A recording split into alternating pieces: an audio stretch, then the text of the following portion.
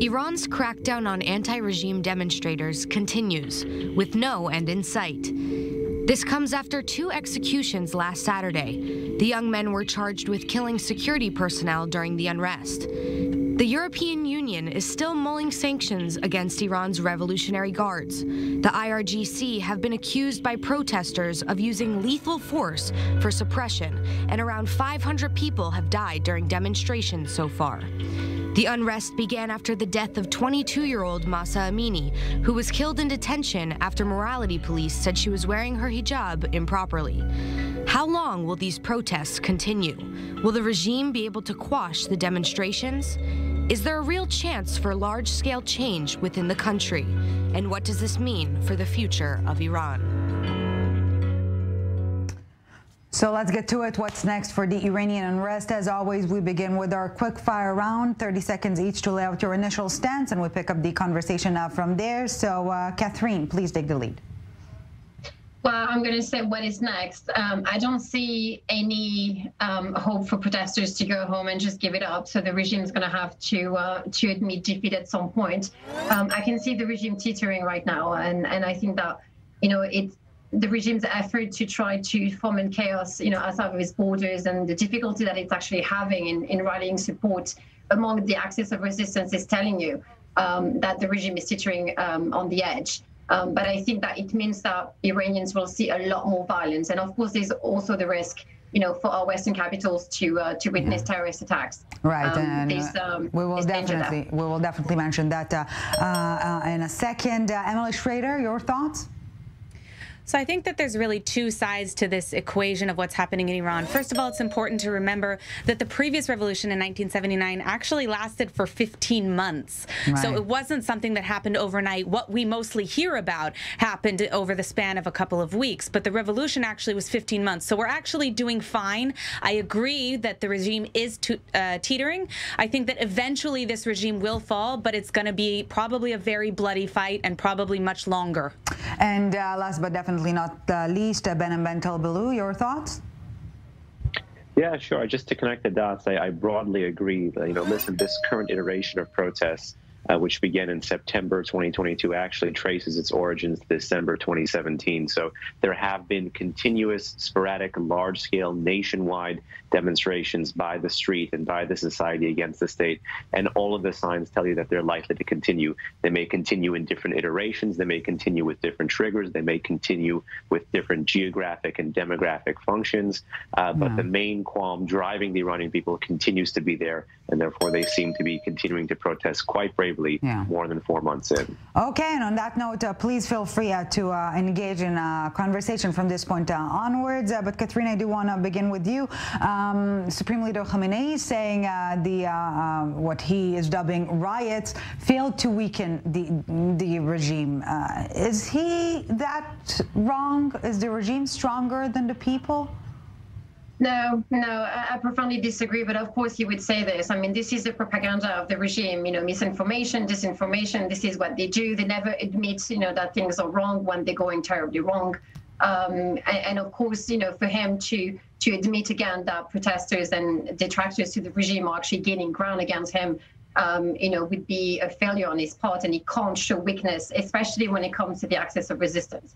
And I think that we're misreading the signals from Tehran, in the sense that Iran is not just worried about what's going on within its borders in terms of the protests, but also the kind of image that is projecting to its allies within the region and its ability to lead, this Islamic revolutionary movement. And I think that because there is a great problems in terms of the economy and the ability for Iran to be propping its, terror outfits outside of its borders, there's a fear within the regime that maybe outfits such as Hezbollah, the Houthis, and others will actually kind of distance themselves and go about it, go about doing it alone and not take their cue from the, which is a danger for the Islamic Republic, obviously. Yeah, no one wants to be on the losing side. Behnam, Tehran also accusing the West of meddling. Another very unsurprising statement, as Catherine mentioned, in regards to the previous one. But is he wrong?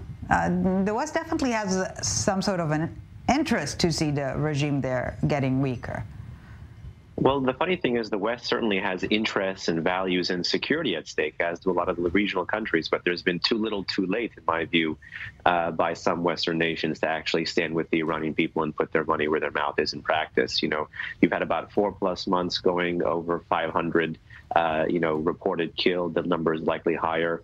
Over 18 to 20,000 jailed. Again, that number too is likely higher. And there seems to be in 2023 a focus on the executions, a focus on death row, a focus on the government of the Islamic Republic trying to weaponize its injustice system to continue to scare and deter protests. And that's really where the West should be adopting more prisoners of conscience, should be holding the regime accountable, should be expelling its diplomatic representatives from their capitals, downgrading ties with Tehran over this. And so it's actually missing an opportunity to actually stand with the Iranian people. So the regime, as Catherine said, always deflects, always projects abroad when they sense weakness at home.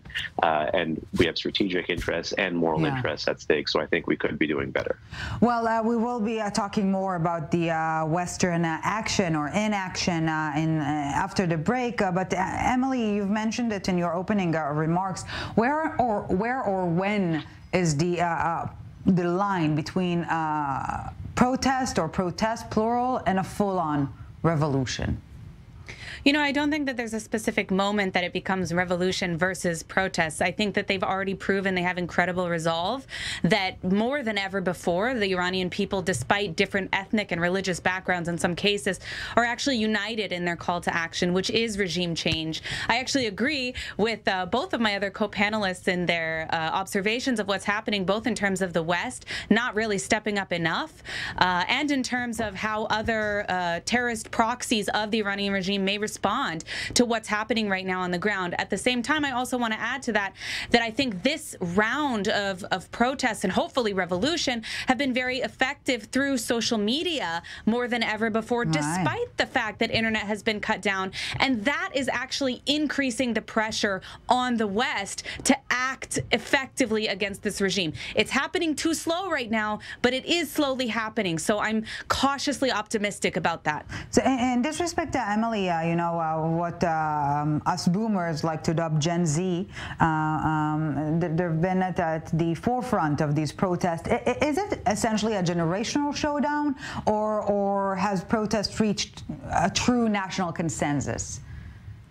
I think it's reached more of a consensus than ever before, and that combined with the fact that you have a younger generation who is more attuned to social media. Social media is hugely popular in Iran, despite the fact that many social media platforms are banned. I have friends who I interact with on a daily basis, or almost daily when their internet's not down, who are in Iran that are updating me about the situation. But it is very, very challenging when the regime continuously is shutting off internet and not allowing things to get out. Of course. Catherine, can the regime modernize itself while keeping loyal to its core values? Is there an in-between here, or is the end game, utter regime reshuffle? I don't see the regime being capable of reform, because you would be moving away from its core ideology, and it cannot do this. So, either the regime has to go. It's quite simple, which is why you see Iranians not calling for reforms anymore. They have learned that there's no reforming this regime. The ideology underwriting the regime is so violent, genocidal at its very core, that you can't argue with terrorism. And this is what we're talking about when we're talking about the Islamic Republic. We have seen it time and time again. I would argue that the security of the region, and to some extent the world, is actually threatened by the regime, and has been for 40 years now. So no, reform is definitely not the way forward. And there's actually in danger in making that argument, because obviously you would be playing into this notion that the regime will push at some point, that it wants to reform, that it wants to normalize, that it's going to do better moving forward. And the fear, of course, is that you're going to have, a regime 2.0 that might be just as worse, moving forward. So for me, there's a great danger there. Regime change is the only way forward. Iranians deserve a democracy. They deserve to decide what is it that happens to their country in the future. They deserve to have their human rights and civil liberties respected, and obviously freedom of religion, and also to move away again from this genocidal narrative, arguing that certain people have been earmarked for destruction just because they are different, and just because they don't abide by the belief system that the regime is pushing. It's outdated, it's antiquated, it's vile, it needs to go. We just need to take a quick look at Afghanistan, the Taliban 2.0, to see how vows to do better next time are diminishing by the second. Behnam, can the regime restore the trust of the people by faith, or restore power rather, by faith or only by force?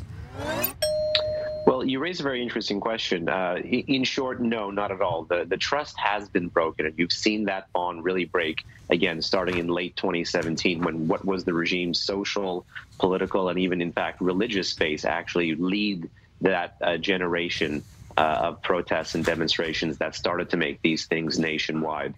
So no, the general trust, the bonds have long been broken. As Catherine said, the people have moved far beyond reform. This is entirely about revolution. It's just different iterations of a larger revolution that is unfolding. It could be weeks, it could be days, it could be years. But the point is that this process is already underway because those bonds are irreparably broken. What I would add as a footnote to what Catherine said, actually, is that there is something terribly modern about the government of the Islamic Republic's lethal apparatus of repression at home, the cyber repression, the nature of the violence, the selective weaponization of the media to spook people, to scare people. There is something terrifyingly modern about their authoritarianism. Terrifyingly modern. I'll take that. Okay, hold your thoughts right there, Catherine, Emily, and Behnam, because we're taking a short break. But when we're back, we discuss the international community acting enough, not acting at all. Don't go anywhere. A few minutes break, and we're back with part 2 of the summit.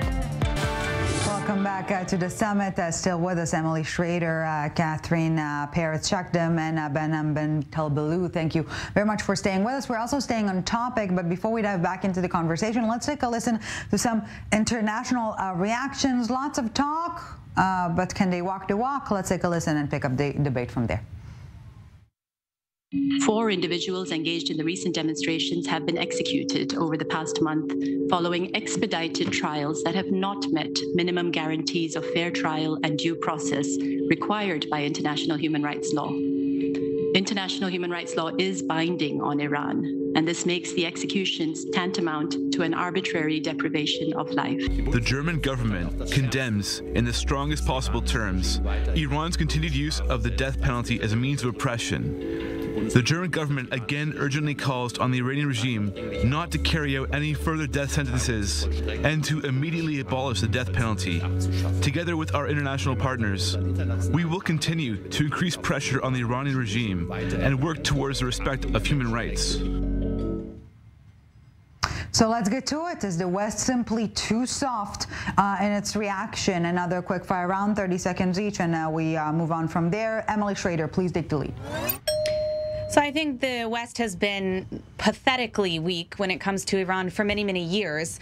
The fact that the European Union is voting just next week, I believe, in a couple of days, to potentially list the IRGC as a terrorist organization is a really important step. It absolutely needs to happen, but these steps are long overdue. And the fact that the Biden administration was even considering nuclear negotiations is just outrageous. You know, there's a lot of talk about human rights and how Iran should abolish the death penalty, etc. These governments have had opportunities to make change and to force Iran's hand, and they haven't done it. And now people are dying as a result. It's unacceptable. Yeah, one would think that a string of executions would pose as a red line. Apparently not the case. Catherine, your thoughts? I completely agree with Emily. I think it's actually rather pathetic that, you know, all Western capitals are completely failing in addressing the threat that the Islamic Republic poses. But there's another aspect to this that we haven't considered yet, or at least not enough, is the fact that the Islamic Republic is not only posing a threat to the West directly, but also to the West's strategic partners in the Middle Eastern region, and obviously Israel being, you know, one of them. And for me, there's a double failure there, not only to meet the requirements and the duty that we have of care towards human life and human, you know, the sanctity of life, and obviously protecting Iranians, but also protecting the interests of our partners that we have entered agreement with, and we're failing there. And there is a danger. We're setting a very dangerous precedent. Behnam Ben Talbalou. Yeah, again, just kind of connecting the dots, because I broadly agree here. Yeah. The West has really pulled its punches, because the one thing that's really oriented and animated its policy towards Iran for at least 2 decades, if not more now, has not been the plight of the Iranian people, has not been properly dealing with the terrorism issue, has not been dealing with arms proliferation, has not been dealing with the evolving long-range strike capabilities like ballistic missiles. It's been the nuclear issue. And so long as the nuclear issue continues to be issue number one, no matter the rhetoric that it's not, so long as there is no snapback of that older UN Security Council resolutions bringing back a baseline for multilateral pressure against Iran, the West sanctions and the West rhetoric is going to be merely ornamental and not instrumental when it comes to standing with the Iranian people. Okay, please feel free to interact from this point onwards. Maybe I'm trying to rationalize here, but perhaps the weak Western response or international pressure is due to the fear that the more aggressive the international community gets, the more destructive the regime gets domestically. I don't know how much more destructive the regime can get. I mean, they've destabilized the entire Middle East as it is. They're slaughtering Muslims all throughout this entire region, and yet the Muslim world isn't united against them, although they are more than the West. And they've been carrying out terrorist operations in the West, even in South America and Argentina, for decades. And yet still, the international community hasn't acted to hold this regime accountable. We talk about the executions. Germany, the EU, the United States are all condemning the recent executions. Iran has led the world in executions more than any other country for, I don't know, a few decades. So this isn't a new phenomenon. This is something that's been ongoing for a long time. The European Union and the United States have known about it, and despite that, they've continued to treat the Iranian regime as if they are maybe a bad actor, but, you know, an international actor, the same as maybe other oppressive regimes. This regime is not the same as other oppressive regimes. Earlier, we spoke about how it's terrifyingly modern. That's exactly correct. This regime is extremely dangerous. They threaten global security for every region of the world, not just the Middle East. And for that reason precisely, they should not be treated as a regular bad actor. This is a different situation. Their level of barbarity is truly unmatched, and it's getting worse. And we've seen that happen in a continuous a pattern upwards of how barbaric they've become. And the international community should have acted a long time ago, and they need to act yesterday, now. Catherine. I agree, but I would say I think we're missing something here. I think that the West and the international community as a whole is well aware of the danger that the Islamic Republic poses. However, we are under two misguided notions. Is that number one, we believe, and we have believed that for quite some time now, for quite a few decades actually, that Iran is actually reacting to whatever it is that the West is doing, and that therefore we have, through appeasement and containment and by doing nothing, that hopefully Iran would diffuse and actually move away from its belligerence. And we have failed in reading the signs of the regime and actually understanding that the Islamic Republic's ideology is geared toward exploitation, and that therefore they will not stop, they cannot stop, and they don't want to, more importantly. Also, I do believe that, and that is especially true for Washington, is that Washington still believes that China is the bigger threat still, and therefore efforts are being exerted towards containing that threat, that perceived threat, as opposed to actually looking at the Islamic Republic and understanding by diffusing and allowing Iranians to change the regime, and then we would be able to address threats which are, in my mind at least, real, but not immediate, in the sense that the Islamic Republic is threatening us with a nuclear holocaust. So let's wake up and think about this for 2 seconds. We're talking weeks away. We're talking maybe months away. We need to react now, and preferably it would have been yesterday, would have been better. Here we are having a discussion, and hopefully the West will listen. I think when it comes to China, that's actually an interesting comparison. I just want to add one thing really quickly, because China, for all of its oppression, actually does act somewhat rationally. They're a regime that is very calculated. However, the Islamic regime does not. And I think that's the core thing you're talking about when it comes to what the West is missing, that this regime isn't necessarily logical. They don't even necessarily do what's in their interest. They do what's in a fanatical ideology, and they operate as a mafia. There are people even within the regime who don't support the regime. And it's just amazing to me the hypocrisy that that we're seeing in the West, because at the same time that this regime, the IRGC forces and other security forces are kidnapping children, are sexually assaulting and raping children in some instances to the point where some of them are dying, and the West isn't outraged enough. We have endless coverage over people like Jeffrey Epstein, absolutely evil human beings who have done heinous crimes, and yet we're not the same level of outrage at what's happening now, that there are other teenagers who are in immediate danger from this regime. It's unacceptable. Behnam.